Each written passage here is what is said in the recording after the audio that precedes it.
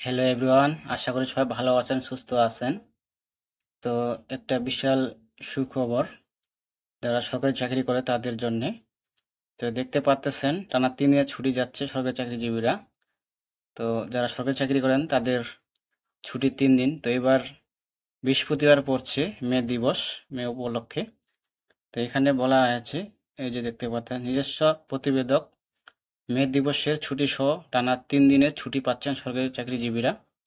তো আগামী বা সামনে মে দিবস আসতেছে। এখানে বলা হয়েছে আগামী 1 মে বিশ্ব শ্রমিক দিবস। সরকারি ছুটির তালিকা 2025 অনুযায়ী আগামী 1 মে দিবসের ছুটি। সরকারি তালিকায় এটি সাধারণত ছুটি। এবছর মে দিবস বৃহস্পতিবার, পরের 2 দিন শুক্র শনিবার সাপ্তাহিক ছুটি। সুতরাং 1 মে সহ টানা 3 দিনের ছুটি পাচ্ছেন সরকারি চাকরিজীবীরা। তো এখানে দেখতে পাচ্ছেন যে বৃহস্পতিবারে পড়ছে মে দিবস, তার যে সাপ্তাহিক ছুটি শুক্র শনিবার, মোট 3 দিন ছুটি পাচ্ছে সরকারি চাকরিজীবীরা। তো এখানে দেওয়া আছে বিশ্বজুড়ে 1 মে তারিখটি পরিচিত আন্তর্জাতিক শ্রমিক দিবস। তো কম বেশি 80টি দেশ সরকারি ছুটি পালিত হয় মে দিবস উপলক্ষে। তো এখানে বলা আছে দিনটি শ্রমিকদের অধিকার, মর্যাদা ও ন্যায্য দাবি আদায়ের প্রতীক হয়ে দাঁড়িয়েছে। এই উপলক্ষে বিভিন্ন দেশে শ্রমজীবী মানুষ এবং শ্রমিক সংগঠনগুলো র্যালি, সভা ও শোভাযাত্রার মাধ্যমে তাদের ঐক্য এবং দাবির কথা তুলে ধরে। তো এদের আহ, জন্য মে দিবস পালিত। তো সরকারি চাকরি ছুটি পাচ্ছে।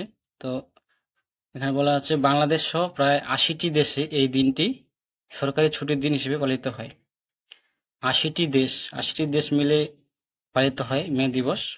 তো এটি শুধু একটি স্মরণীয় দিন নয়, বরং শ্রমিক আন্দোলনের দীর্ঘ ইতিহাস ও সংগ্রামের প্রতি সম্মান জানানোর একটি উপলক্ষ বটে। তো এটা হলো স্মরণীয় দিন হয়ে থাকবে মে দিবস, দীর্ঘ ইতিহাস সংগ্রামের প্রতি সম্মান। তো এখানে এদিকে বলা হয়েছে এবার ঈদুল ফিতরে টানা 9 দিনের পেয়েছেন সরকারি চাকরিজীবীরা। তো সরকারি চাকরিজীবীরা আহ, অনেক সুযোগ সুবিধা পেয়ে থাকে এবং ছুটিও পেয়ে থাকে। তো এবারে দেখতে পারলেন যে 9 দিন ছুটি পেয়েছে ঈদুল ফিতরেও। তো বিশাল সুখবর, সরকারি চাকরিরা ছুটি পাচ্ছে 3 দিন টানা। তো এটাই ছিল জানানোর। তো সরকারি চাকরিদের জন্য আহ, বিশেষ বার্তা। তো সবাই ভালো থাকবেন, সুস্থ থাকবেন। আর আমার এই চ্যানেলে সকল ধরনের সরকারি চাকরি নিয়োগ বিজ্ঞপ্তি প্রকাশ করা হয়। তো যারা সরকারি চাকরি করতে ইচ্ছুক, আগ্রহী, তারা অবশ্যই নিয়োগ বিজ্ঞপ্তি দেখে আবেদন করবেন। সকলের শুভকামনা জানাচ্ছি। তো সবাই ভালো থাকবেন, সুস্থ থাকবেন। অবশ্যই চ্যানেলকে সাবস্ক্রাইব করে সাথে থাকবেন। ধন্যবাদ সকলকে।